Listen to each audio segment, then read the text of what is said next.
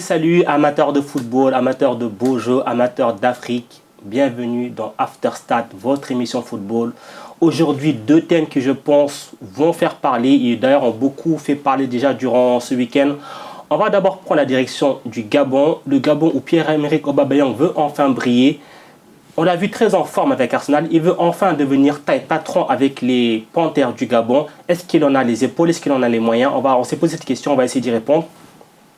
Ensuite, direction le Gabon pour faire un petit bilan, peut-être plutôt un gros bilan même d'Aliou Cissé après 4 ans et demi à la tête du Sénégal.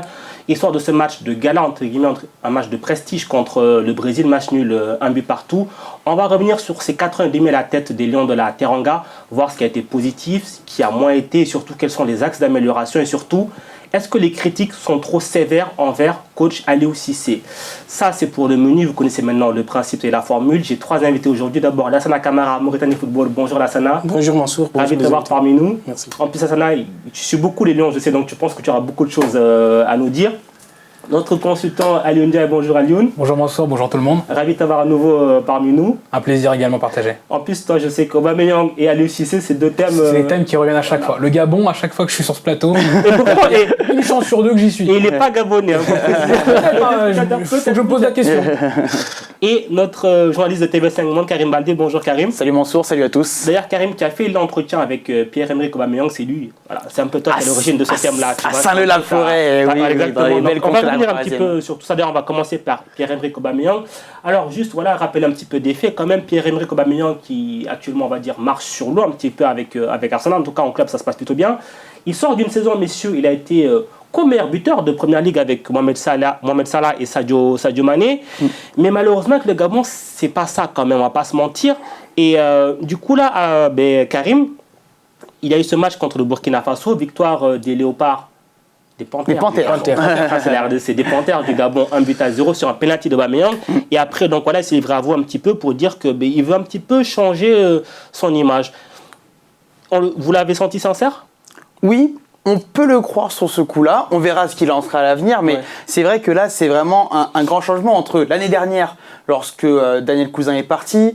Il y avait plus que des rumeurs, c'était même les patrons de la fédération ou le ministre, je ne sais plus, qui avait dit ce sera son père du coup, Pierre Obama qui prend la tête. Et là, il s'est énervé sur les réseaux en disant que mon père il est malade, il n'a pas été consulté, il n'a pas donné sa réponse, que vous-même vous l'annoncez déjà.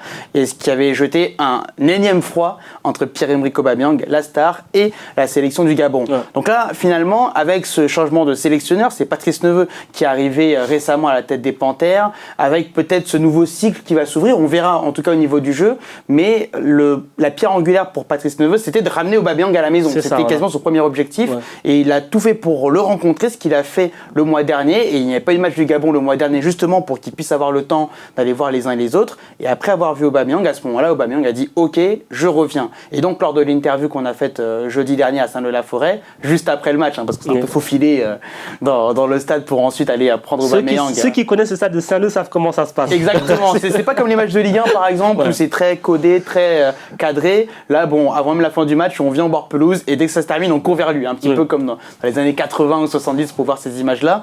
Mais pour revenir sur le fond, en tout cas, Pierre-Emerick Aubameyang, effectivement, on sent qu'il a envie de donner une nouvelle chance. Parce que on sait qu'au Gabon, c'est très compliqué, la fédération, c'est très compliqué, et beaucoup de joueurs nous disent en off qu'il y a beaucoup d'incompétents. C'est tout le problème d'ailleurs du Gabon. Donc là, on sent quand même qu'il veut donner une nouvelle chance, et il reste le leader de toute façon de cette équipe, et il est capitaine, mais il reste le leader incontesté, il reste la star de cette équipe. Donc autant y croire, plutôt que d'être sceptique, je sais pas, on verra, autant y croire, et on verra bien ce qui se passera lors des éliminatoires. Avant d'écouter PEA, comme il est surnommé, je me tourne vers Lassana et Alioune. Vous y croyez à cette volonté de renouveau ou c'est de la com? Oui, de la volonté. J'espère qu'il est sincère dans ce qu'il dit, mais le souci des joueurs, notamment au sens global en Afrique, c'est qu'ils ont souvent tendance à être plus des syndicalistes qu'à être des leaders. Au final, de s'occuper des primes, de s'occuper des problèmes qui peuvent exister avec la fédération. Et c'est là le gros souci, le gros défi qu'aura le Gabon. C'est pas que Pierre-Emerick Aubameyang puisse être le leader et qu'il puisse changer son image. C'est surtout que la fédération fasse le nécessaire pour mettre les joueurs dans les bonnes conditions pour qu'ils puissent s'exprimer et faire ce qu'ils savent faire sur le terrain.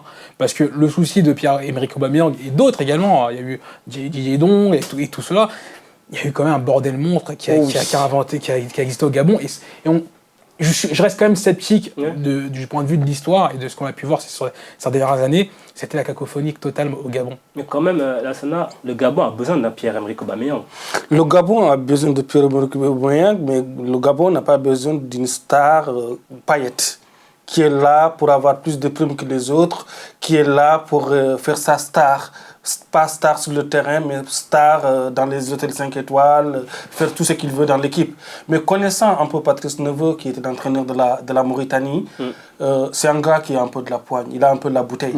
Donc il peut montrer à Pierre-Emerick Aubameyang, on te veut, c'est toi la star, on peut faire en sorte que tu sois parmi les meilleurs joueurs d'Afrique, mais à condition d'être un footballeur, à condition d'être au même niveau, dans l'état d'esprit. Hein. Oui.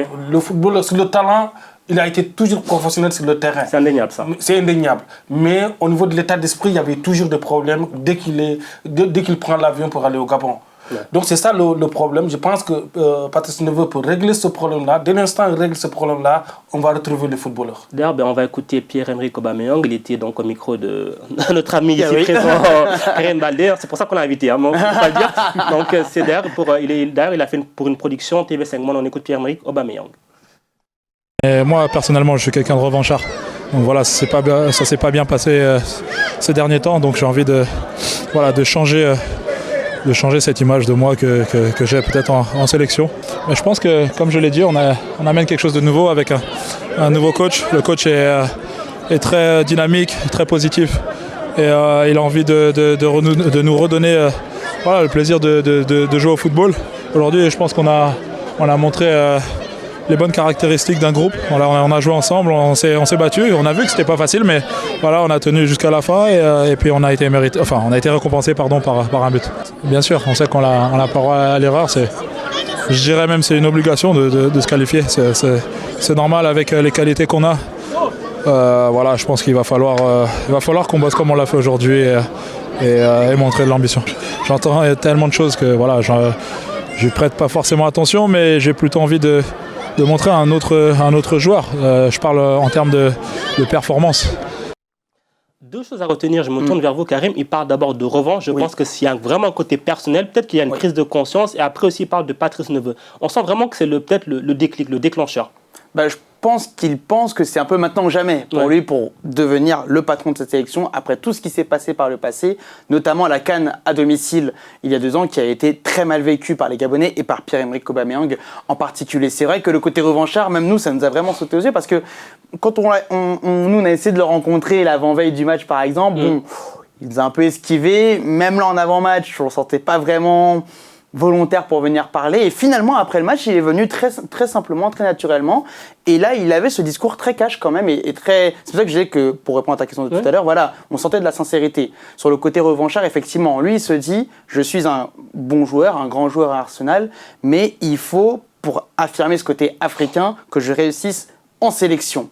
Et ça, je pense qu'avec le nouveau projet qui va être mis en place, il a la volonté. Après, tu disais tout à l'heure que les joueurs sont plus syndicalistes qu'autre chose. C'est vrai, notamment au Gabon. Donc, espérons que l'extra-sportif ne prenne pas le pas sur le sportif au fur et à mesure de la campagne des éliminatoires. Mais Karim, lui, il n'a jamais été syndicaliste au Gabon. C'était les autres qui étaient syndicalistes contre lui parce qu'il avait tout au Gabon. On lui donnait tout. Il n'avait pas les mêmes primes. Il avait des jets privés. Il avait tout au Gabon. Donc, c'est ça qu'il a fait qu'on avait perdu le footballeur au Gabon. Je pense que le Gabon, il y avait un problème au niveau de la fédération. La fédération, c'était n'importe quoi. Il y avait un ancien joueur de Barcelone qui s'appelle Deco, qui tirait les ficelles à la fédération. Donc, ils se sont débarrassés de certaines personnes à la fédération pour avoir eu l'occasion de discuter avec le président de la fédération en Égypte de la situation, comment ils ont recruté un gars comme Patrice Neveu. Il a dit pour la première fois, on a demandé à tout le monde de voter pour voir par rapport au budget, par rapport à beaucoup de choses. Donc le SWAN, ce n'est pas imposé comme ça. Ce n'est pas quelqu'un qu'ils ont pris comme ça parce qu'il y aura des commissions derrière et tout ça. Ils ont pris Patrice Neveu parce qu'ils savent qu'il a amené la Guinée, par exemple, en quart de finale de la Coupe d'Afrique. Tout à fait. En Mauritanie, il est venu, il n'y avait rien du tout. Il n'y avait rien du tout. On a eu notre première participation à une petite compétition internationale, le CHAN, avec Patrice Neveu. Donc il a essayer de... C'est un bâtisseur, entre guillemets. Donc le Gabon a besoin de ça. Ils ont besoin d'un entraîneur de cette trempe-là. En plus, Patrice Neveu, il ne va pas se gêner pour voir un gars comme... Il est parti à Londres pour voir Pierre-Emerick Aubameyang. Et en plus, il a dit, on a besoin de toi, mais toi aussi, tu as besoin de nous parce que tu veux regagner le ballon de l'Afrique. Ça tombait justement, c'est là que j'allais venir.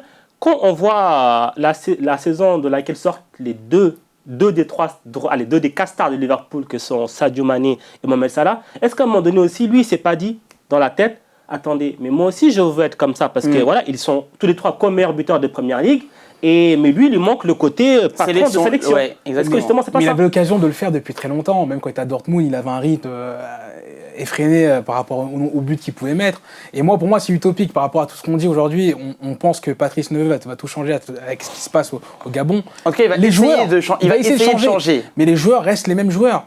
Donc déjà, s'il y a une prise de conscience. Vous dites que Lassana disait qu'il était professionnel, et qu'il était toujours performant avec le Gabon. Je suis pas d'accord. Non, sur le terrain, en termes de leader, c'est le leader technique, Lassana.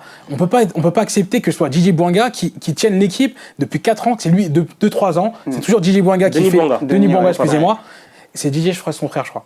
Denis, qui tient toujours l'équipe et qui est le plus performant. Pour moi, il n'est pas normal. Il est anormal que ce soit pas Aubameyang qui met le bleu chauffe et qui montre la marche à tout le monde, parce que c'est le leader qui doit le montrer. Mais comment tu peux demander à Pierre-Emerick Aubameyang d'être performant avec le Gabon depuis 4 ans quand un jour on lui donne tout?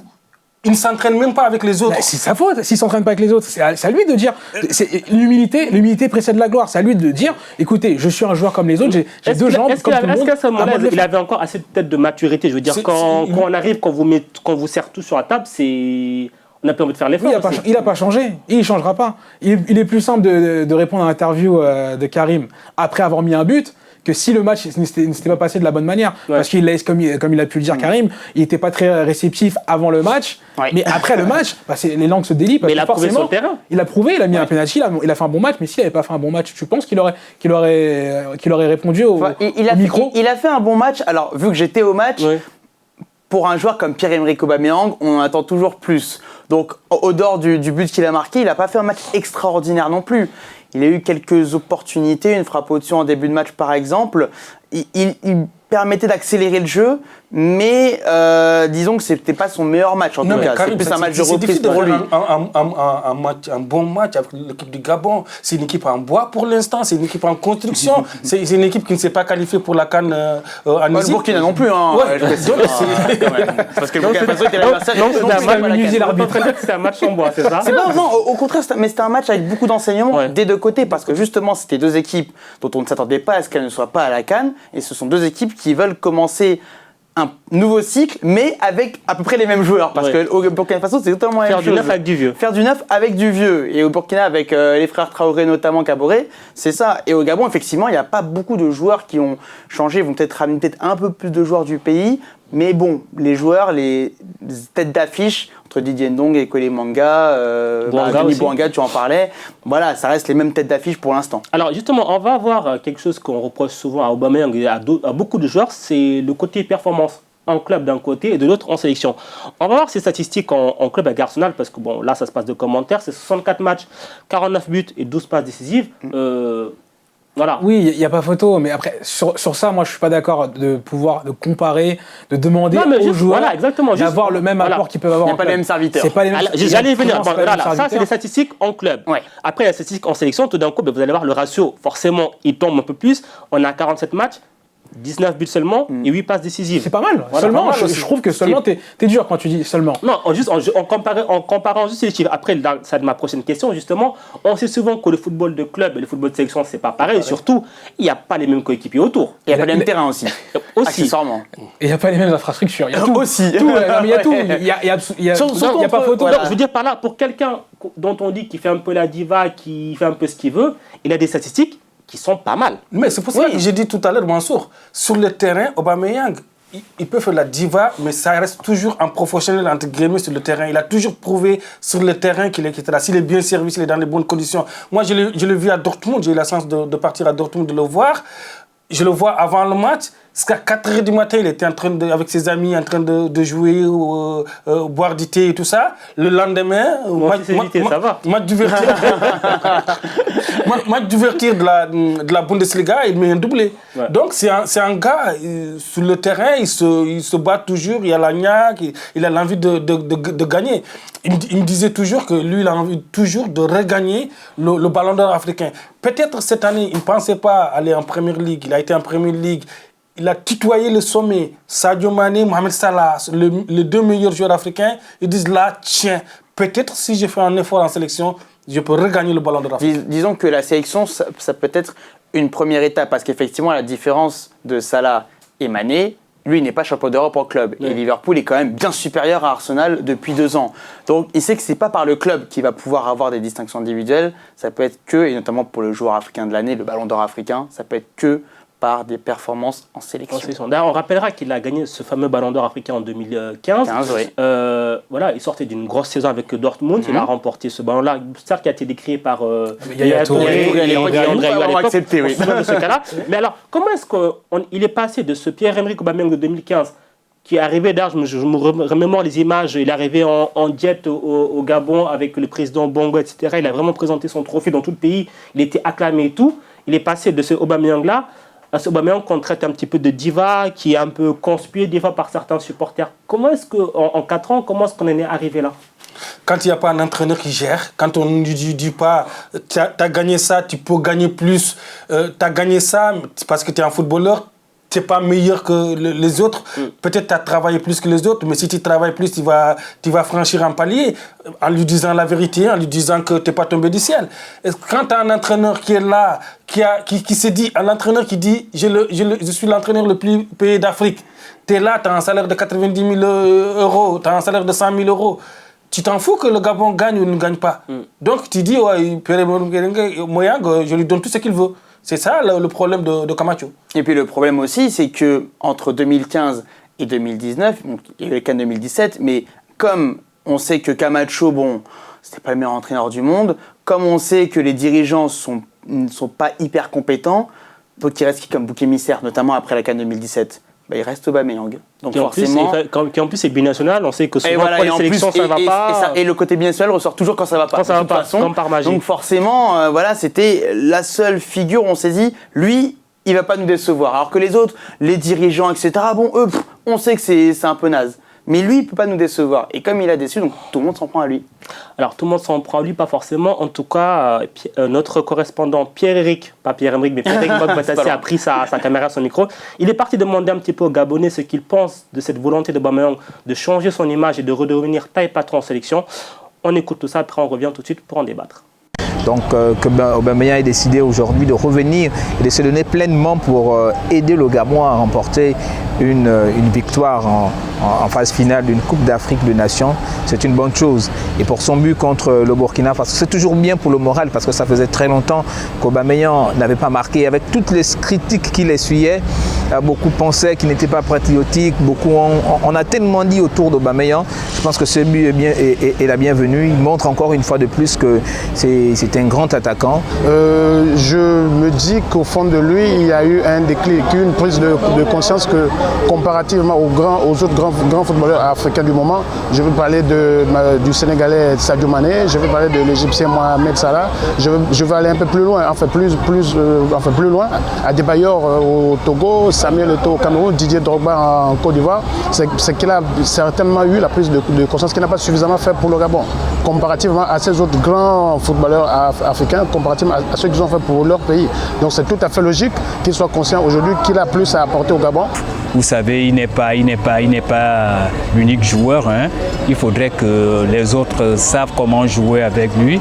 Et je pense que c'est d'ailleurs ce que le coach a dit lors de la conférence de presse, qu'ils vont travailler pour que Pierre-Emerick soit dans les meilleures conditions, puisque la voix au sein de l'équipe, c'est très important pour la sélection nationale et surtout pour l'avenir de cette sélection qui, depuis plusieurs années, a un peu perdu au niveau de l'efficacité et aussi au niveau de son style de jeu. En En un mot, le Gabon a besoin de Pierre-Emerick. Je pense que Pierre-Emerick peut mieux faire avec l'équipe nationale parce qu'il a fait ses preuves déjà en club. S'il a déjà pris conscience, je pense bien qu'il peut faire mieux pour l'équipe nationale du Gabon. Bon, clairement, le divorce n'est pas totalement consommé. On sent que ça peut reprendre quand même, la Sana. Ça peut reprendre. En fait, dans tout pays africain, on a besoin de symboles, d'ambassadeurs itinérants de notre football. Le Cameroun avec Samuel Eto'o, la Côte d'Ivoire avec Drogba. Les Gabonais ont vu en Pierre-Emerick Aubameyang quelqu'un qui peut amener la Coupe d'Afrique des Nations. Ça ne s'est pas passé pendant la Coupe d'Afrique au Gabon. Je pense que même s'il n'amène pas la Coupe d'Afrique au Gabon, il peut rester un professionnel sur le terrain et les Gabonais ont besoin de ça. Alors, il y a... Oui, j'avais juste ajouté sur l'enthousiasme au Gabon. On voyait souvent les stades vides dernièrement lors des matchs du Gabon. Donc, à voir lors des prochains matchs éliminatoires si la ferveur commence à revenir du côté de Libreville à l'occasion des matchs. On sait que là-bas, les installations ne sont pas top, même au grand stade de Libreville, ça on peut toujours le regretter. Mais voilà, on va voir si, là on entendait les supporters à votre micro, on va voir si ce renouveau d'Aubameyang, parce qu'il était là quand même contre le Burundi, il ne faut quand même pas l'oublier, là on a l'impression qu'il est parti pendant des mois et des mois et qu'il revient que maintenant, mais il a tenté de sauver un peu les meubles lors du dernier match éliminatoire avant la CAN et ça ne s'était pas bien passé au Burundi avec ce match nul qui les avait sortis et qui les avait donc éliminés de la CAN avant même d'y être. Mais on va voir du coup si l'enthousiasme revient, mais je ne sais plus qui le disait là dans le micro-trottoir, il va falloir que les joueurs aussi, les autres joueurs autour se mettent au diapason. Est-ce que justement, Alioune, c'est pas là qu'il a un rôle à jouer, il faut qu'il soit une espèce, entre guillemets, l'image est belle, mais un phare qui va justement guider le reste de l'équipe. Parce que bon, je sais que souvent les grèves qui reviennent contre Aubameyang, c'est justement un coup je viens en sélection, un coup je viens pas. Après forcément, c'est dur de fédérer autour d'un joueur comme ça. Non, mais déjà, pour commencer, c'est là, comme a pu le dire Karim, c'est que le reste de l'équipe doit se mettre au diapason vis-à-vis de lui, mais lui également. C'est-à-dire que lui aussi doit peut-être simplifier son jeu pour qu'eux aussi puissent le comprendre plus facilement. Parce que quand c'est Ozil qui a la baguette ou un autre joueur qui a Arsenal, c'est pas le même joueur. Sans faire un jeu aux joueurs gabonais, ce ne sont pas les mêmes joueurs. Donc les automatismes ne sont pas les mêmes. À eux de travailler pour cela. Et surtout à lui de se concentrer sur le football et sur ce qu'il sait faire. Après, on ne lui demande pas, moi je ne demanderai jamais à un joueur en sélection d'apporter la même chose, la même chose qu'il fait en club, parce que c'est impossible. Que si on va sur ce débat-là, il y a des joueurs comme par exemple Idrissa Gana Gueye, on aura des débats pendant 2 ans pour avoir des débats, parce que les matchs qu'il fait au PSG et les matchs qu'il fait au Sénégal ne seront pas les mêmes. Et ça, j'en suis convaincu et je peux le certifier que ce ne sera pas la même chose. Donc Aubameyang, à lui de simplifier son jeu, à lui d'aller de l'avant, et surtout, j'espère que les propos qu'il a tenus, comme quoi il était revanchard, de le montrer sur le terrain. Parce que c'est bien, avec un micro, la communication c'est très bien, mais le maître mot, ça reste le terrain. Après, il y avait quand même un facteur clé qui était source de sa démotivation, qui a fait que des fois il ne venait pas en sélection, c'était son conflit ouvert avec la fédération gabonaise. Lassana, vous nous disiez que vous avez rencontré donc, le président de la fédération gabonaise. Est-ce que les choses ont été un petit peu assainies au sein du football gabonais? Je pense que les choses ont commencé à s'assainir au niveau du football gabonais dès l'instant où ils se sont débarrassés, comme j'avais dit, des gens comme Deco qui tournaient autour, qui avaient des rentrées à la présidence. Dès l'instant où la présidence n'interfère pas, le gouvernement n'interfère pas sur le truc du football, je pense que ça va marcher. Et quand je vois sur Twitter le nouveau ministre de la Jeunesse et des Sports du Gabon, qui est devenu un des plus grands supporters de l'équipe, qui tweet surtout, qui est aux entraînements de l'équipe, qui était au match, à Saint-Leu. C'est un jeune ministre, je pense qu'il doit avoir 37 ans ou comme ça. Il y a une dynamique qui est là, un nouveau entraîneur, un nouveau ministre. Au palais, il n'y a plus quelqu'un, entre guillemets. Je pense que la mayonnaise peut prendre, qu'on peut avoir une autre équipe du Gabon. Est-ce qu'on ne lui a pas donné des garanties aussi, peut-être quelque part, pour qu'il soit aussi remotivé? Oui, je pense qu'on lui a donné des garanties forcément, parce que le bazar général au Gabon, ça a été aussi matérialisé, par exemple, avec cette fameuse affaire l'année dernière, lors du match du retour du Soudan du Sud, je crois. Oui. Pour aller jouer au Soudan du Sud. Ouais, pour partir de Libreville, pour aller au Soudan du Sud. Avec l'avion. Avec l'avion, qui était apparemment dans un état catastrophique, et les joueurs avaient refusé d'embarquer. Et à ce moment-là, Aubameyang lui a dit, si c'est ça, moi, je me tire. Et hop, lui était retourné à Londres. Voilà, ce sont ce genre de situations, c'est donc tout tout ce qui est de l'ordre de l'organisation autour de la sélection qui doit être impeccable pour qu'Aubameyang reste. Pour moi, c'est ça la condition sine qua non. Et peut-être que là, il y a eu les garanties pour que justement les joueurs, le staff, la délégation gabonaise aient des moyens suffisants, pas forcément conséquents, mais suffisants au moins pour assurer de bons rassemblements, avoir des hôtels fixes, avoir de bons avions, de bons moyens de transport, pour qu'ensuite ils puissent s'exprimer pleinement sur le terrain. Donc tant que ces conditions-là seront respectées, à mon avis, il sera là en tant que capitaine et il fera le travail. Si jamais ça repartait un petit peu en vrille, on verra son comportement. Soit il se dit, bon, là, cette fois-ci, j'en ai ma claque, je m'en vais. Soit il tente jusqu'au bout de rester dans le bateau. Justement, c'est la dernière question que j'allais vous poser avant qu'on passe au thème suivant. Est-ce que là, entre guillemets, c'est pas la dernière chance? C'est où ça passe, ou après, peut-être on le verra dans quelques mois, il va prendre sa retraite internationale. Après, moi, personnellement, j'attends pas que le Gabon gagne une Coupe d'Afrique, qu'il se qualifie et qu'il fasse bonne figure en Coupe d'Afrique. C'est ça l'intérêt et c'est ça l'objectif que les Gabonais doivent avoir. Il serait utopique de croire qu'ils peuvent gagner la Coupe d'Afrique ou se qualifier au moins pour la Coupe du Monde. C'est de faire de bonnes figures par rapport aux éliminatoires et surtout de mouiller le maillot. Après, moi, pour revenir également sur le capitanat, et peut-être le capitanat, pour moi, c'est une chose, il n'a pas besoin du capitanat, Pierre-Emerick Aubameyang. Lui, il doit se concentrer sur son jeu. Il ne doit pas s'occuper de tout ce qui reste. Il y a des gens comme Ekole Manga qui peuvent avoir le brassard et qui devraient avoir le brassard pour pouvoir, on va dire, diriger l'équipe et que Pierre-Emerick Aubameyang soit le leader d'attaque de l'équipe techniquement, et non pas avec le brassard, parce que le brassard, ça peut annihiler certains joueurs. En même temps, c'est symbolique le brassard, parce que justement, si on lui donne le brassard, c'est pour le dire, bon, en gros, t'es le chef, il faut le responsabiliser, donc pour le dire, au-delà du terrain, il faut que tu sois là tout le temps, et pas comme tu l'as tout à l'heure, un coup oui, un coup non, un coup oui, un coup non. Là, le capitaine, normalement, il doit être tout le temps là, tant qu'il est apte à jouer, bien évidemment. Moi, je prends l'exemple de certains joueurs, d'anciens joueurs qui ont eu le brassard, comme Samuel Eto'o, comme Aladi Diouf, comme Didier Drogba, comme Adebayor, et à chaque fois qu'ils l'ont eu, pour moi, ils ont été moins performants avec le brassard. Dès lors qu'on leur donne le brassard, ils ont tendance aussi à gérer les problèmes inhérents qu'on peut avoir en Afrique, que ce soit de la fédération et de toute l'organisation, parce que ce sont des choses qui arrivent et qu'on est conscient de ces problèmes-là, et ils ont tendance à trop s'impliquer sur ces problèmes-là, alors que normalement c'est le team manager qui doit s'occuper de ces problèmes-là. Ouais. Et en Afrique, on a le plus le team manager qui est là pour amener ses amis, que pour s'occuper de l'équipe, de ce qui se passe dans la sélection. Voilà. Pour finir rapidement, messieurs, Aubameyang, enfin, taille patron au Gabon, c'était le thème de cette partie. Là, ça, vous y croyez ou ça va être compliqué? J'y crois un peu, mais comme l'a dit Alioune, le Gabon n'est pas là pour gagner la Coupe d'Afrique des Nations, ça serait un exploit retentissant.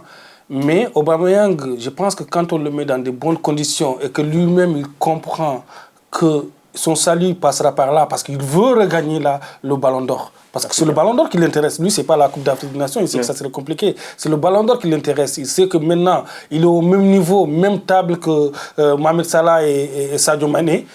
Son salut viendra de l'équipe nationale. Il va tout faire pour être le patron de cette équipe. Avant, le problème du Gabon, la fédération n'existait pas. On passait outre la fédération. Mais qui passait outre? C'est Aubameyang. Il avait le numéro du président de la République. C'est plus facile pour régler les problèmes. On sait comment c'est. Si la fédération, il n'y a personne de sérieux, forcément, il passe à l'échelle du dessus, le ministère ou... Du coup, Karim, mais on le fait, mais avec les formes. Ouais. On le fait avec les formes. Vous y croyez plus ou moi? Ou vous partagez? Il y croit, Karim. Moi, de ce que j'ai vu là, en tout cas, lors de ce rassemblement, je veux donner une chance et je veux y croire. Et c'est toujours bien d'ailleurs, accessoirement, au-delà du Gabon, c'est bien d'avoir des têtes d'affiche en Afrique, de manière générale. Donc d'avoir un Pierre-Emerick Aubameyang, leader d'une équipe nationale, c'est quelque chose qu'il faut prendre, quoi qu'il arrive. Alioune? Moi, je suis d'accord avec lui sur ce point-là. Pour le football africain, on a besoin de ça. On a besoin de tête d'affiche. Quand on voit qu'on n'a pas tant que ça, mine de rien. Et d'ailleurs, peut-être on pourrait dire que certes, le Gabon a besoin de Aubameyang a aussi besoin du Gabon. Messieurs, dames, on se retrouve dans quelques instants pour la deuxième partie. On parle du Sénégal et du bilan de l'UCC. A tout de suite.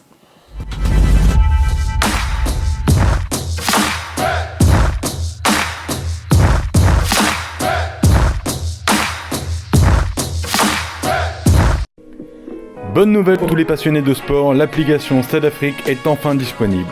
Où vous voulez, quand vous voulez, l'application Stade Afrique vous permet de suivre tous vos programmes en direct ou en replay. Sans oublier le meilleur des actualités sport Afrique à travers notre fil d'infos, ainsi que toutes les diffusions de vos programmes préférés sur notre grille de programmes.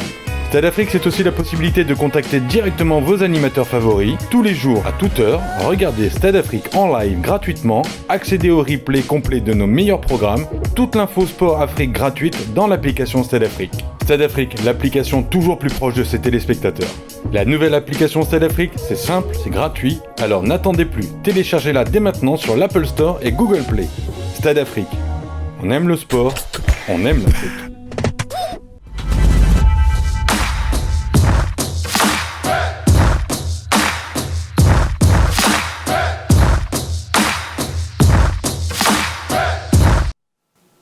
After Stade, deuxième partie, toujours accompagné de Lassana Camara, Aliou Ndiaye et Karim Baldé.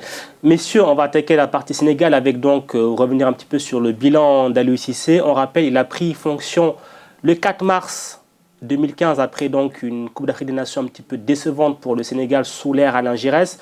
4 ans et demi plus tard, où en est le Sénégal? C'est la question à laquelle on va essayer de répondre et surtout, est-on trop dur avec Aliou Cissé? Mais avant ça, messieurs, d'abord, on va revenir sur un point quand même que je trouve qu'on a omis, c'est que 4 ans et demi en place en Afrique, en termes de longévité, c'est pas mal quand même là. C'est exceptionnel. C'est exceptionnel, c'est exceptionnel. Mais moi, je pense que les gens sont durs avec Aliou Cissé. Aliou Cissé, son bilan est défendable, un bon bilan. S'il avait gagné la Coupe d'Afrique, on va dire que c'est le meilleur entraîneur de l'histoire du football sénégalais. Il a été en finale. Le Sénégal n'a pas été ridicule en Égypte. Il a qualifié le Sénégal en Coupe du Monde. Une bonne prestation collective en Coupe du Monde. Ils ont failli passer en huitième de finale en Coupe du Monde.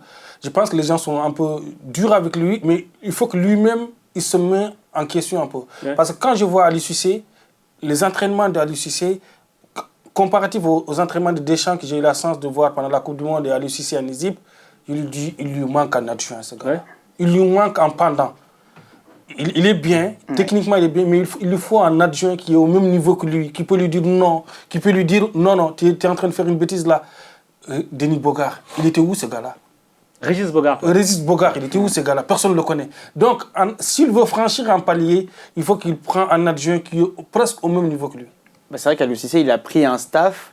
Il avait tenté au départ de faire un mix entre les anciens de sa génération, la génération 2002, et des adjoints français, mais qui venaient de divisions inférieures, de 3e, 4e division.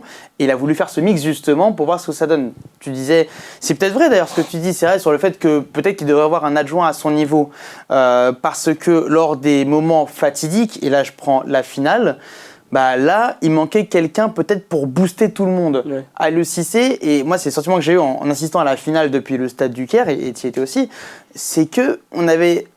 On voyait pas des enfants, mais pas loin. C'est-à-dire que tout le monde était un peu prostré, tout le monde était un peu timoré, il n'y avait personne pour un peu dire... Est-ce que tout le monde n'attendait pas justement que la solution vienne de lui et qu'il n'a pas réussi à la trouver? Moi, pour rebondir à ce qui a été dit à l'instant, je suis d'accord totalement avec eux. C'était le bilan que j'avais également à l'issue de la Coupe d'Afrique. On m'avait posé la question si on devait licencier, je suis parce que je suis d'origine sénégalaise, si on devait licencier Aliou Cissé. Et je disais non, parce que déjà, son bilan n'est pas... il a un bon bilan déjà pour commencer, mais d'avoir un bon bilan, Aliou Cissé, ce qui lui manque, je pense, c'est déjà, il n'a pas réussi à apporter sa hargne, ce qu'il nous montrait sur le terrain, il n'a pas su le faire et le donner à son équipe. Ouais. Et c'est ça, là, je pense, le plus gros problème qu'on a pu avoir. Et comme il a pu le dire Karim, on avait l'impression de voir des enfants. Quand on voit la CAN du Sénégal, et quand je compare avec Belmadi et l'Algérie, ça n'a rien à voir. L'Algérie n'a pas très bien joué. Pour moi, je suis d'accord avec les propos de Benatia qu'il a pu avoir hier, où il disait que l'Algérie n'a pas fait une très belle CAN. Ça a été des hommes. Ils ont été des hommes, et c'est là la différence. Et le Sénégal, on a manqué de caractère. On donne manqué de caractère, mais on a également manqué... Est-ce que c'est pas là qu'on attend... Pardon, je t'ai coupé. Je trouve que le problème d'Aliou Cissé, moi, la critique que je peux émettre d'Aliou Cissé, c'est qu'il infantilise les joueurs. C'est que les joueurs ne sont pas assez des leaders sur le terrain. On a l'impression que le seul leader qu'il y a dans le groupe, dans les 23 plus le staff, c'est Aliou Cissé. Donc les joueurs, quand il y a un souci, ils sont tous prostrés, ils sont, on dirait des enfants, qui se retournaient. Inoffensifs, ils ne savent pas se battre. Quand on voit contre l'Algérie... En gros, vous êtes en train de dire qu'Aliou Cissé a tué les leadership. Bon, en tout cas, pas il a tué, c'est pas mes pas propos. tué, mais il a éteint. Il a éteint le leadership, comme des personnes comme Karambodge qui n'étaient plus en sélection. Et on sait très bien que certaines personnes qui ont été évincées de la sélection, comme à l'image de Karambodge, et qui ont porté préjudice à cela. Quand je vois que déjà, il y a eu un souci sur le brassard, l'imbroglio sur le brassard, que ce soit à la Coupe du Monde avec Kouyaté et Sadio Mané, mais également Kouyaté qui est capitaine, mais qui est sur le banc. Ouais. Donc au final, ça fait une personne qui est, d'un point de vue footballistique, ne doit pas être Il n'y sur a pas le de terrain. capitaine leader, oui, du coup. Il n'y a pas de capitaine leader. Le capitaine n'est pas exempt de tout reproche. Quand on le voit en termes de jeu, moi je suis dans les 23 et je suis sur le banc et je vois Kouyaté sur le terrain. Je dis mais attendez, il y a quelque chose qui se passe. Le fait qu'il soit brassard, ça lui met une humilité. Au-delà de tout ça, donc il y a la grosse lacune qu'on a pu voir avec le Sénégal, c'est les coups de pied arrêtés. Ça fait 4 ans et demi qu'Aliou Cissé est présent. Mais 4 ans et demi, ont-ils travaillé les coups de pied arrêtés? Bon, ça c'est le foie. Mais d'abord, on va en parler un petit peu chiffres aussi, parce qu'on est là aussi pour parler du bilan avant de dire si on est trop dur ou pas. Je parle de la critique générale. On va juste faire un rapide rappel des faits. Lorsqu'Aliou Cissé reprend le Sénégal en mars 2015, le Sénégal est à la 36e place mondiale au classement FIFA et est 5e nation africaine. 4 ans et demi plus tard, le Sénégal est donc première nation africaine et 20e au classement mondial. Donc, il y a effectivement une progression. Mais au-delà des places par rapport au classement, mais c'est un monde parallèle. Avant Aliou Cissé, on n'arrivait pas à se qualifier à chaque CAN. Voilà. On avait Alain Giresse, on a eu Amara Traoré, on a eu Joseph Koto, et on a eu les pires échecs qu'on a pu avoir depuis 2008. On galérait à se qualifier pour. Il a au moins rétabli un seuil minimum d'exigence. Exactement, parce que c'est une certaine normalité que le Sénégal soit à la CAN et même, au vu du potentiel actuel, à la Coupe du Monde. Et au moins, Aliou Cissé, effectivement, on peut lui reconnaître ça, c'est qu'il a remis le Sénégal comme l'une des nations majeures du football africain. On arrive même à faire croire aux personnes qu'on a un palmarès. C'est vrai. Au vu des dernières performances qu'on peut avoir avec le Sénégal, la qualification à la Coupe du Monde et surtout les éliminatoires, on est invaincu. Les 8 défaites uniquement qu'il a pu avoir avec toutes compétitions confondues avec le Sénégal. Quand je vois le chiffre a un petit peu augmenté. D'ailleurs, on va aller voir. Aliou Cissé, c'est 47 matchs. 29 victoires, 11 nuls, 10 défaites. Et surtout, par contre, une moyenne de 2,09 points par match. Si c'était en termes de championnat, c'est une moyenne folle quand même. Il y a une vraie question de la gagne maintenant. En fait, Aliou Cissé, ce qu'il a réussi à faire avec le Sénégal, c'est d'amener de la discipline.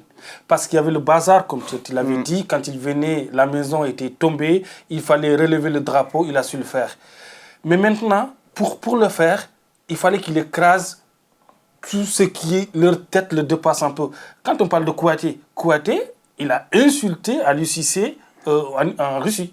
Karambodge, plutôt. Non.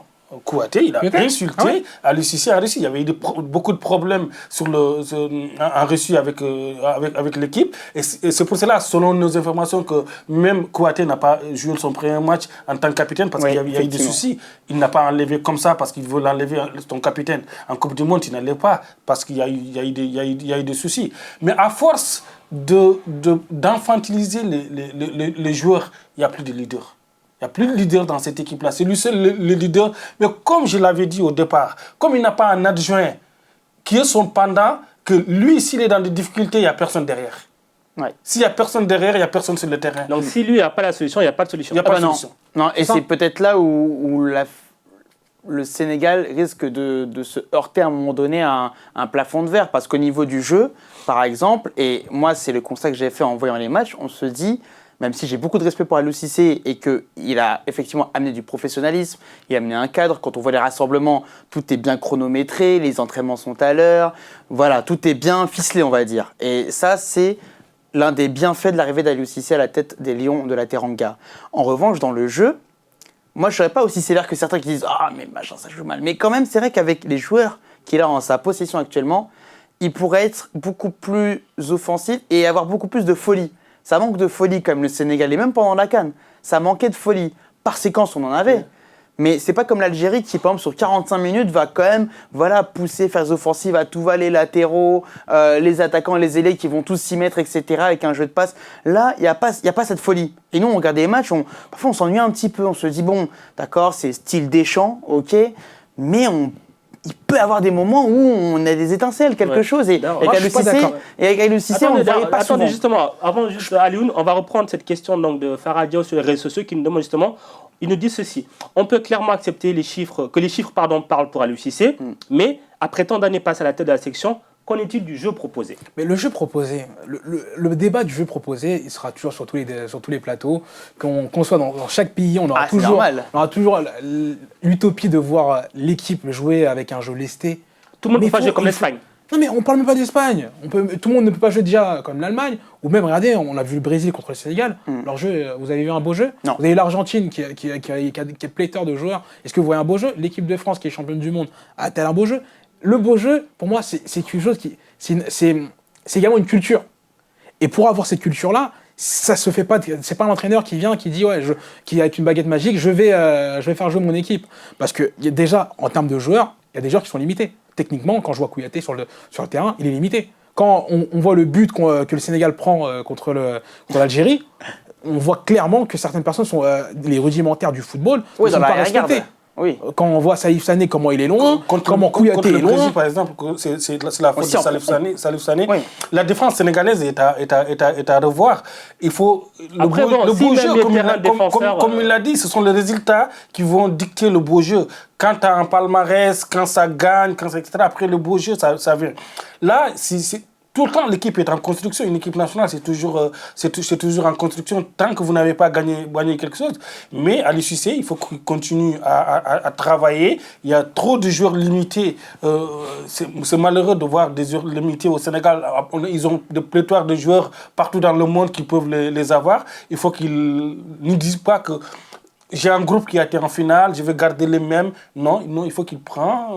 Alors, mais du coup, est-ce que les gens ils ne sont pas trop impatients? Quand on voit où on était le Sénégal, on l'a dit tout à l'heure, il y a 4 ans et demi, où on est le Sénégal maintenant, le Sénégal redevient sur la carte de l'Afrique aussi un petit peu du monde avec donc 2 participations à la CAN et cette Coupe du Monde. Est-ce que peut-être on va pas se dire peut-être que 2021, 2022 ça va être les vraies échéances? Est-ce que c'est pas ça le c'est ça l'objectif parce que déjà le Sénégalais est impatient. Le Sénégalais est impatient et insatisfait. Le Sénégalais, tout Sénégalais te dira, toute personne sénégalaise te dira que Aliou Cissé doit quitter la sélection parce que on n'a pas gagné la CAN. Et Aliou Cissé nous a ramené en finale. Nous a ramené en quart en premier lieu. C'est vrai qu'on avait des occasions, et c'était des occasions rêvées, de pouvoir ramener la CAN au Sénégal, parce que vu l'adversité qu'il y avait, ce n'était pas une adversité monstre, que ce soit en 2019 ou en 2017, on avait nos occasions de le faire. Maintenant, il faut être patient. On ne devient pas une équipe... L'Algérie, c'est un coup. Ouais. Ils ont Belmadi a réussi son coup, parce que moi, j'ai entendu Karim qui me disait que l'Algérie avait un jeu avec de la folie. Pour moi, non, j'ai pas vu de folie. Enfin, quand même, de la maîtrise. Plus de folie que le Sénégal, et notamment, alors pas sur la fin de la compétition. Avec des vrais arbitres, l'Algérie ne gagne rien du tout. Alors, je précise mon propos, pas sur la fin de la compétition où effectivement, c'est plus sur le début de la compétition où quand même, face à des adversaires plus faibles, là quand même l'Algérie, ils savaient qu'ils étaient supérieurs et ils le montraient sur le terrain. Alors que le Sénégal, ça peut toujours être le cas, même face à des adversaires plus faibles entre guillemets. Et après l'Algérie, à partir du moment où elle a eu sa qualification, bon la Guinée, j'en parle pas parce que ça va faire du mal à tout le monde, mais à partir de quart de finale, là ils ont été moins bons, chahutés notamment par la Côte d'Ivoire. Mais ils ont assuré l'essentiel, sans être forcément flamboyants. Mais surtout au début de la compétition, si on parle de ça, pendant la CAN, le Sénégal n'a pas rencontré une grosse cylindrée. Sauf en finale, l'Algérie. Non, mais justement, en première match, ils ont perdu contre l'Algérie. Dès que le Sénégal se trouve face à une grosse cylindrée, le Sénégal est limité. J'allais revenir sur ça, messieurs. On a fait un petit sondage sur les réseaux sociaux. Alors, il y a entre guillemets 3 matchs marquants pour Aliou Cissé. On va remonter le temps. Il y a d'abord, on remonte à la CAN 2017 contre le Cameroun. Sénégal-Cameroun. Ouais. Je suis d'accord. Tout le monde va le Sénégal favori et ça ne passe pas. Ensuite, on revient à la Coupe du Monde. Japon. Il y a ce match coup près contre la Colombie. Là aussi, un gros test. Ça ne passe pas. Et enfin, on va dire un mix, c'est 2 matchs contre l'Algérie et la dernière CAN, où ce sont les 2 matchs où le Sénégal est attendu et ça ne passe pas. Est-ce que justement, c'est pas là, tout à l'heure quand Karim vous parlait de plafond de verre, que le Aliou Cissé et le Sénégal, la sélection dans son ensemble, est actuellement en train de plafonner? Moi, je ne suis pas d'accord quand on parle de plafond de verre par rapport à ces matchs-là. les matchs que moi j'ai vu des similitudes entre les matchs entre le Cameroun et également l'Algérie, les 2 matchs qu'on a pu avoir contre l'Algérie, parce que la chose qui s'est passée pour moi, c'est que ils ont compris, l'Algérie a fait la même chose que le Cameroun. Dès lors que Sadio Mané avait le ballon, on a nié l'occasion. Ça veut dire que c'est à chaque fois. Il n'y a pas de plan B. Il n'y a pas de plan B parce que Aliou Cissé ne le propose pas également, mais également les joueurs. Là, moi, je veux pas dédouaner les joueurs sur ça. Les joueurs sont des hommes. Quand on voit Feghouli à l'issue du premier match des phases finales qui sort et qui dit on leur a montré qu'on était des hommes. Et eux, non, ça signifie qu'eux ne l'étaient pas. Tout à l'heure, on a dit qu'ils ont été infantilisés. C'est compliqué quand même. Tout ça, mais un homme a sa fierté et à son orgueil. C'est à eux aussi de. Mais s'ils devenaient un enfant, ils être un homme. Mais quand tu vois qu'il y a à peu près 30 à 40 fautes qui sont commises sur toi, il n'y en a pas un qui s'énerve. La seule personne qui s'énerve, c'est Ismaïla Sarr. Oui. C'est le seul qui s'énerve pendant tout le match, c'est Ismaïla Sarr et Lamine Gassama. Oui, alors que justement sur le banc algérien, à la moindre faute sifflée d'un joueur algérien contre un joueur sénégalais, tout le banc se levait, tout le monde rouspétait, etc. On peut dire ce qu'on veut, mais eux ils avaient du vice et surtout. Voilà, il y avait cette pression psychologique qu'ils mettaient sur les Sénégalais en même temps. Ce qui tapait la finale, c'est que l'Algérie, ils ont marqué vite. Et on avait l'impression que les Sénégalais ne jouaient pas une finale. Et au cours du match, on a l'impression que c'est les Sénégalais qui menaient. Donc il manquait la hargne, il a manqué la... Oui, parce qu'il y avait du temps, ils ont marqué tout, il y avait du temps. C'est quand même assez particulier. Quand on rappelle quand même, Aliou Cissé, il était milieu de terrain, il était un joueur plutôt hargneux, rugueux, un joueur de caractère. Sur le terrain, il ne s'était pas marché dessus. Comment est-ce que ça s'est fait qu'il n'arrive pas à insuffler ça à son équipe ? Moi, je pense que les joueurs aussi ont... je pense qu'ils oublient où ils sont. Quand on est en Afrique, on peut jouer d'une manière différente. On peut faire plus de fautes, on peut être plus méchant que quand en Europe ou dans les vrais matchs, que ce soit en Coupe du Monde, autre chose qu'on ne peut pas commettre. Parce que le match de l'Algérie, faut répondre. C'est un match d'homme, il faut répondre avec il faut y aller. Il fallait y aller. Moi, ce qui m'a marqué le plus, c'est quand je vois Attal qui vient sur Koulibaly. Il y a un contact entre Attal et Koulibaly sur le premier match, et c'est qui se retrouve par terre ? C'est Koulibaly. Normalement, Attal, il doit chercher sa jambe. Et Koulibaly, ça n'a pas réussi à le faire. Et le problème aussi de Aliou Cissé, moi, je vais énoncer trois problèmes que j'ai pu voir sur la finale, par exemple, ou sur la Coupe d'Afrique. Déjà, les coups de pied arrêtés qui sont mal réalisés. Les changements tactiques. Quand on voit le changement qu'il opère quand il sort Papa Ndiaye, et qui ne sort pas au-delà, et qui devait sortir Idrissa Gana Gueye, qui était très mauvais sur la finale. Et la troisième chose, c'est le mental. C'est la mentalité que Aliou Cissé n'arrive pas à il y a quand même deux choses récurrentes. Il y a deux choses récurrentes dans ce qu'Aliou dit, que beaucoup de gens aussi, ça fait partie des greffes. Ce sont les coups de pied arrêtés et le mental. Coup de pied arrêté, le mental. Coup de pied arrêté, c'est l'entraîneur. Il faut travailler le coup de pied arrêté, le penalty. Ça, c'est l'entraîneur. Il a insisté là-dessus. L'entraîneur, il doit insister sur les autres exercices, sur les autres exercices à l'entraînement. Mais le mental, il faut qu'Aliou Cissé comprenne. Karim, tu étais là au premier match contre l'Algérie. En conférence de presse, Belmadi, qu'est-ce qu'il nous dit ? Il nous dit l'Algérie, on avait tout le temps oublié qu'on joue une Coupe d'Afrique des Nations. Il faut des guerriers, il faut des joueurs africains. Qu'est-ce qu'ils ont fait ? Belaïli, il joue à l'Espérance de Tunis. Bounedjah, il joue en Tunisie, il connaît le football africain, il joue les clubs africains. Donc ils avaient besoin de joueurs comme ça, qui ont la hargne, qui comprennent le football africain, qui comprennent que c'est pas seulement avec la technicité qu'on peut gagner. Il y a l'aspect combat. L'aspect combat, et Belmadi, il a misé là-dessus. Il a misé dès le départ, il a compris ça. Surtout que Lassana a totalement raison. Sur ce qu'il dit, il a totalement raison. Parce que quand on voit que Aliou Cissé a misé sur certaines personnes qui avaient refusé le Sénégal. Il y a aussi l'orgueil. Parce que Banyang, Sabali qui joue à gauche, alors qu'on ne sait pas pourquoi il joue à gauche. Le problème du Sénégal, c'est aussi un... Après, les gens là, est-ce qu'il n'y a pas un peu trop de bricolage aussi ? Parce qu'on a vu Kouyaté devenir défenseur central après la suspension et tout. Un latéral droit qui joue à gauche, etc. Je veux dire, un groupe, ça se construit aussi. Mais après aussi... Sur ce plan, ils ont eu beaucoup de blessures pendant la CAN. Pendant la CAN, le Sénégal a eu... Mais il faut un groupe pour ça, je veux dire, on prend à un haut niveau... En défense, c'était l'hécatombe pendant la CAN. On ne peut pas miser sur la polyvalence en faisant le groupe des 23, on ne peut pas miser sur la polyvalence de certains joueurs en disant qu'ils peuvent, un milieu défensif peut jouer défenseur central de la Sana. Pour moi, au Sénégal, il manquait un gars comme Karambodj. Pas Karambodj lui-même en tant que joueur, mais dans l'état d'esprit. Dans l'état d'esprit. Un guerrier, il faut un guerrier. Karambodj, à un moment, je ne sais pas s'il n'avait pas un bon agent ou etc. Il se trouvait toujours à Anderlecht, en Belgique et tout ça. Ce gars-là, s'il avait un peu autre chose, il pouvait se trouver en première ligue ou tout ça, etc. Le Sénégal a besoin de ce genre de joueurs. Donc je pense avec les équipes de jeunes, ils étaient en finale. Là, ils viennent de gagner la Coupe UEFA. Ils ont été en finale de la Coupe d'Afrique de U17. Donc je pense qu'il y a des jeunes en défense qui viennent. Il faut qu'ils essayent de ne pas se dire que j'ai une équipe qui était en finale. Il faut qu'il change un peu. Alors, par contre, est-ce qu'on aurait été aussi dur, aussi critique si ça avait été un autre entraîneur, notamment un coach expatrié? Est-on pas trop dur parce que c'est un, entre guillemets, local? On est super dur. On est super dur avec Aliou Cissé. Parce que même moi, là, j'ai l'impression d'être contre Aliou Cissé.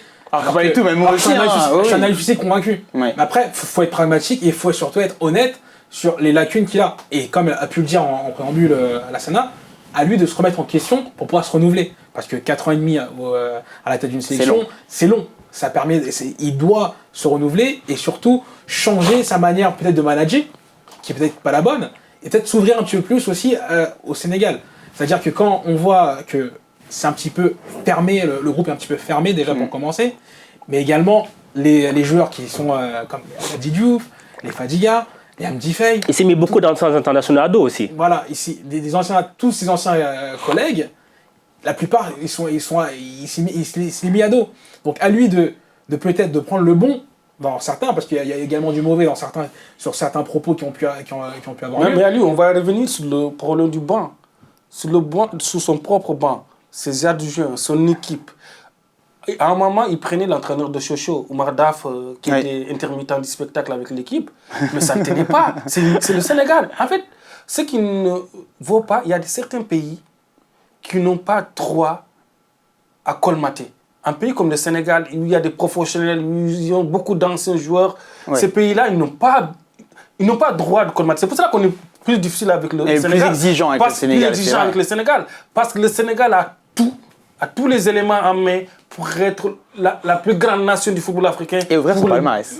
Pour les 10 prochaines années, parce qu'ils ont tout. Ils ont les joueurs, ils ont les entraîneurs, ils ont les anciens joueurs et tout ça. Donc sur son banc, il faut qu'il essaie de construire ça. Ouais. On va finir derrière sur cette question. On est en train de dire que oui, qu'il y a tout, il y a beaucoup d'ingrédients. Donc il y a un coach, il y a des joueurs, il y a tout ce qu'il faut. Au final, on a l'impression qu'il manque que ce titre derrière lequel l'équipe est courtant. Mais qu'est-ce qui, justement, fait quoi ce petit plus pour aller chercher ce titre?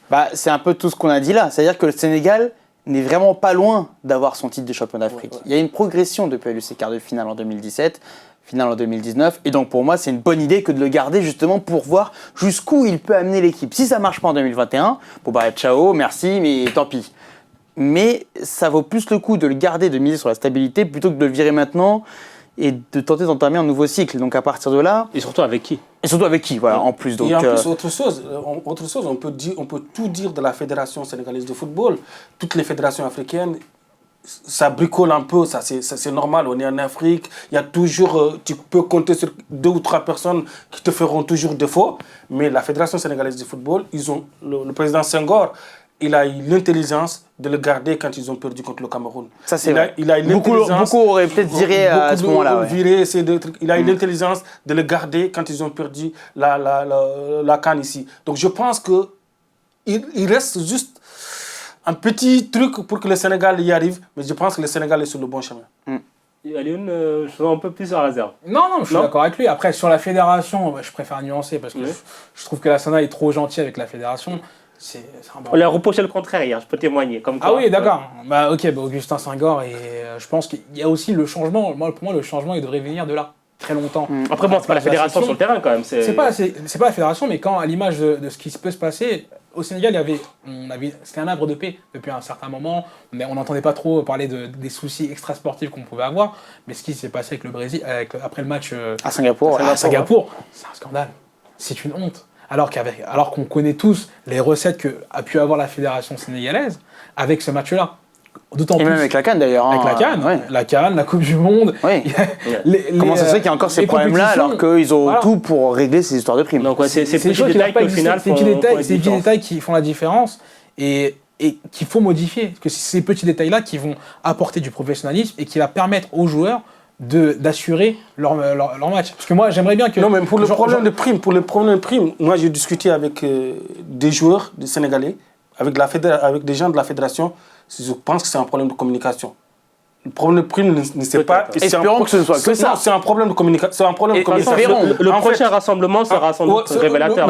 C'est un problème de communication. En fait, la fédération voulait augmenter la prime. La prime, c'est 1 000 €. Ils se sont dit 1 000 €.